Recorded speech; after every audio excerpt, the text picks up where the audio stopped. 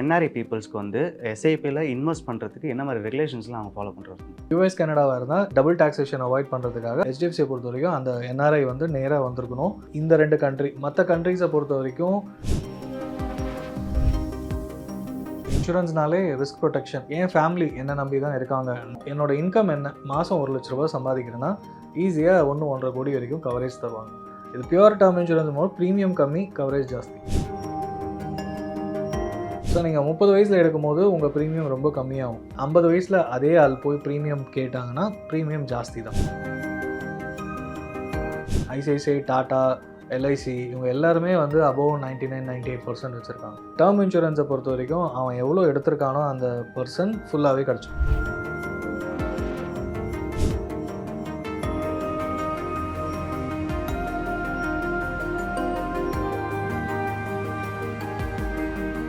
Reflect நேயர்களுக்கு வணக்கம். இன்றைக்கி நம்ம கூட ஃபினான்ஷியல் எக்ஸ்பர்ட் மிஸ்டர் கணேசன் திரு தான் இணைஞ்சிருக்காரு. வணக்கம் சார். வணக்கம். என்ஆர்ஐ பீப்புள்ஸ்க்கு வந்து எஸ்ஐபியில் இன்வெஸ்ட் பண்ணுறதுக்கு என்ன மாதிரி ரெகுலேஷன்ஸ்லாம் அவங்க ஃபாலோ பண்ணுறாங்க? சில ஃபண்ட் ஹவுசஸ் வந்து நேரில் என்ஆர்ஐஸ் இருக்கணும். ஃபார் எக்ஸாம்பிள் இப்போ ஹெச்டிஎஃப்சியில் கேட்டோம், யூஎஸ் என்ஆர்ஐயாக இருந்தால் கண்டிப்பாக அவங்க நேரில் வரணும். அண்ட் அகெயின் இன்னொன்று யூஎஸ் அண்ட் கனடா வந்து இப்போ என்ஆர்ஐஸாக இருந்தால் இந்த மாதிரி ரெகுலேஷன்ஸ் இன்னும் கொஞ்சம் ஸ்ட்ரிக்ட். ஏன்னா ஃபக்கா அதாவது டபுள் டாக்ஸேஷன் அவாய்ட் பண்ணுறதுக்காக அந்த 2 நாடுகள் வந்து இன்னும் கொஞ்சம் எக்ஸ்ட்ரா ரெகுலேஷன்ஸ் இருக்கும். நீங்கள் எந்த ஒரு ஏஎம்சி ஆன்லைனில் இன்வெஸ்ட்மெண்ட் பண்ண போனாலும் யூஎஸ் கனடா சிட்டிசனா இல்லைனா இந்தியன் சிட்டிசனான்ற ஆப்ஷன் கிளியராக கேட்பாங்க. ஸோ யூஎஸ் கனடாவாக இருந்தால் ஹெச்டிஎஃப்சியை பொறுத்த வரைக்கும் அந்த என்ஆர்ஐ வந்து நேராக வந்திருக்கணும். இன் பர்சன் அந்த டிக்ளரேஷன்லாம் சைன் பண்ணி கொடுத்த பிறகு தான் ப்ராசஸே பண்ணுவாங்க. சில ஃபண்ட் ஹவுசஸ், ஆக்சிஸ், அப்புறம் மற்ற ஃபண்ட் ஹவுஸ் இதெல்லாம் பார்த்தீங்கன்னா அவங்க கொரியர் பண்ணாலும் டிஸ்ட்ரிபியூட்டர்ஸ் வந்து ஆன் பிஹாஃப் அவங்க சைன் பண்ணி எல்லாம் கொடுத்துட்டாங்கன்னா டிஸ்ட்ரிபியூட்டர் சப்மிட் பண்ணால் ப்ராசஸிங் எடுத்துப்பாங்க. ஸோ இந்த 2 கண்ட்ரி மற்ற கண்ட்ரிஸை பொறுத்த வரைக்கும் என்ஆர்ஐஸ் அகெயின் ரெஸ்ட்ரிக்ஷன்ஸ் வந்து அவங்க வந்து ஃபிசிக்கலாக தான் சப்மிட் பண்ண முடியும்.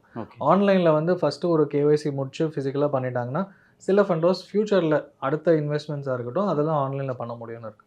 ஸோ அது எந்த நாட்டில் இருக்கீங்க இல்லை எங்கே போகிறீங்கன்றதை பொறுத்து.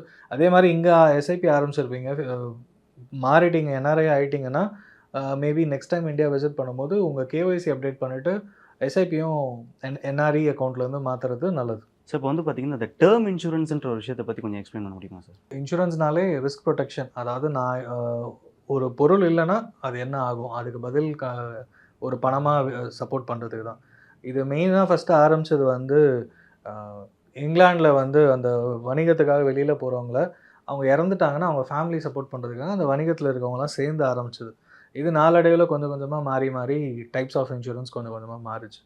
பியூர் டேர்ம் இன்சூரன்ஸை பொறுத்த வரைக்கும் எனக்கு ரிஸ்க் இருக்குது. இப்போ நான் இல்லை, என் ஃபேமிலி என்னை நம்பி தான் இருக்காங்க, நான் பியூர் டிபெண்டன்ஸ் என்னை நம்பி அப்படின்னும் போது என் பொண்ணு இருக்கா, என் பொண்ணுக்கான படிப்பு செலவுகள், நெக்ஸ்ட்டு ஸ்கூல் ஜாயின் பண்ணதுலேருந்து காலேஜ் முடிக்கிற வரைக்கும் எவ்வளோ அமௌண்ட்டு, அண்ட் லோன் நான் எதாவது வச்சுருந்தேன்னா அந்த அமௌண்ட்டு, இது இல்லாமல் நான் சம்பாதிக்கக்கூடிய அமௌண்ட், இதெல்லாம் சேர்த்து ஒரு அமௌண்ட் ஒரு 1 கோடி ரூபா 1.5 கோடி வருது அப்படின்னா எக்ஸ்ட்ரா அமௌண்ட் சேர்த்துட்டு இதெல்லாம் இருந்தாலும் என்னோடய இன்கம் என்ன, மாதம் 1 லட்ச ரூபா சம்பாதிக்கிறேன்னா ஈஸியாக 1.5 கோடி வரைக்கும் கவரேஜ் தருவாங்க. இது பியூர் டேர்ம் இன்சூரன்ஸ் போது ப்ரீமியம் கம்மி, கவரேஜ் ஜாஸ்தி. இது வந்து 30,000 ரூபா ஏஜை பொறுத்து 30-35,000 1.5 கோடி கிடைக்கும். என்டோமெண்ட்டுன்னு போனீங்கன்னா இன்சூரன்ஸ் கவர் கம்மியாக இருக்கும். 10 லட்ச ரூபாய்க்கே நான் வந்து 50,000 1 லட்சமோ வருஷத்துக்கு கட்டுற மாதிரி ஆகும். அண்ட் ப்ரீமியம் ஜாஸ்தி. இந்த 2 டிஃப்ரென்ஸ் தான். நான் இல்லைன்னா என்டோமெண்ட் இன்சூரன்ஸ், லைஃப் இன்சூரன்ஸ் சொல்லுவோம், அதுவுமே கவர் பணம் கிடைக்கும். பட் ஆனால் அதுக்கு வீட்டுக்கு கிடைக்கக்கூடிய அமௌண்ட் 10 லட்சம். பட் இதுவே டேர்ம் எடுத்திருந்தேன்னா என் வீட்டுக்கு 1.5 கோடி ஈஸியாக கிடைக்கும். இப்போ வந்து டேர்ம் இன்சூரன்ஸில் ஒரு 4,000 வந்து இயர்லி ப்ரீமியமாக நான் பே பண்ணுறேன்னு வச்சுங்களேன். இதே தான் வந்து பார்த்திங்கன்னா என்டோன்மெண்ட்டில் வந்து 25,000 ருபீஸ் அந்த மாதிரி பே பண்ணுற மாதிரி இருக்குது. கொஞ்சம் வந்து நிறையவே டிஃப்ரென்ஸ் இருக்குது. ஸோ இது 2த்துக்கும் இருக்கிற டிஃப்ரென்ஸும் அப்போ என்டோன்மெண்ட்டில் ஏதாச்சும் பெனிஃபிட்ஸ் இருக்கா இதனால்? என்டோமெண்ட்டில் உங்களுக்கு பணமாக இன்வெஸ்ட்மெண்ட், அது எக்ஸாக்டாக சொல்ல போனீங்கன்னா இன்வெஸ்ட்மெண்ட் இப்போ கிட்டத்தட்ட 7-8% ரிட்டர்ன்ஸ் கிடைக்கும். இப்போ இருக்கிற மார்க்கெட் கண்டிஷனுக்கு மேக்ஸிமம் 7% கொடுப்பாங்க. ஸோ நீங்கள் 25,000 ரூபா வருஷம் கட்டுறீங்கன்னா அது ஒரு 15 வருஷம் 20 வருஷம் பாலிசினா அவ்வளோ வருஷத்துக்கு பணம் கட்டுவீங்க.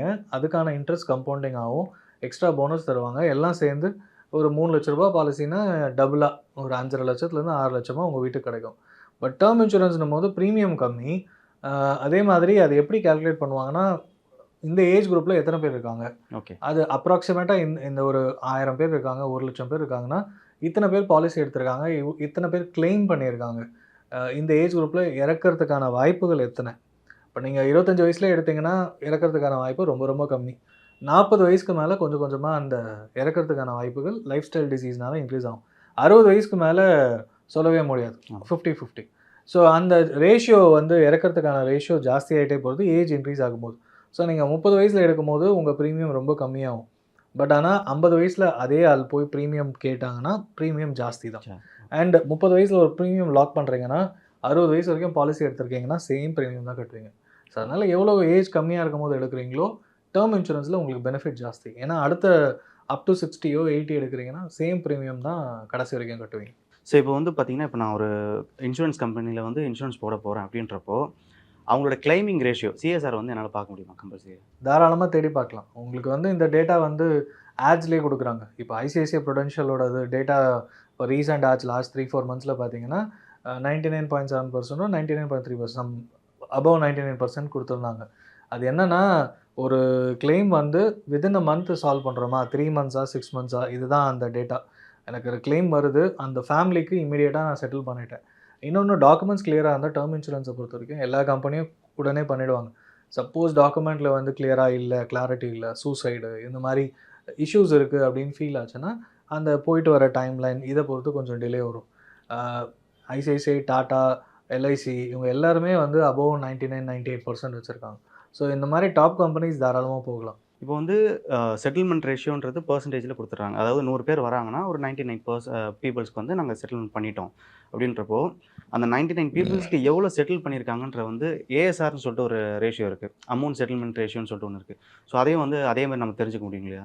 ஏன்னா வந்து இப்போ செட்டில்மெண்ட் பண்ண அமௌண்ட் வந்து பார்த்தீங்கன்னா, ஒரு 1 கோடி ரூபா இருக்குது அப்படின்னா, மேபி வந்து அவங்க ரிஜெக்ட் பண்ணது ஒரு 2 crore 3 crore கூட இருக்கலாம். ஸோ அந்த டவுட்ஸ் வந்து பீப்புள்ஸ்க்கு இருக்குது. ஸோ அதை தெரிஞ்சுக்கிறதுக்கு வந்து இதே மாதிரி வாய்ப்பு இருக்குல்ல? எனக்கு அந்த டேட்டா தெரியல.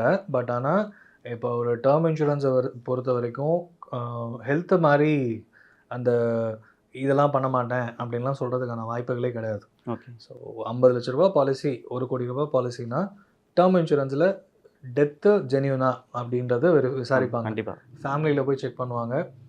ஏன்னா நாங்கள் எடுத்து கொடுத்த பாலிசி மக்கள்கிட்ட அவங்களே ஃபேமிலியில் சொல்லாமல் இருந்தாலும் ஃப்ரெண்ட்ஸ் மூலமாக தெரிஞ்ச பிறகு ஆஃபீஸ்லேருந்து நேராக போய் பார்த்து கரெக்டான வெரிஃபை பண்ணிவிட்டு அதுக்கப்புறமா எந்த டேர்ம் இன்சூரன்ஸ் கம்பெனி அவங்கள அப்ரோச் பண்ணி அந்த எல்லா டாக்குமெண்ட்ஸ் தேவையானது சப்மிட் பண்ணி உடனே அமௌண்ட்டு கிளியர் பண்ணிவிடுவாங்க.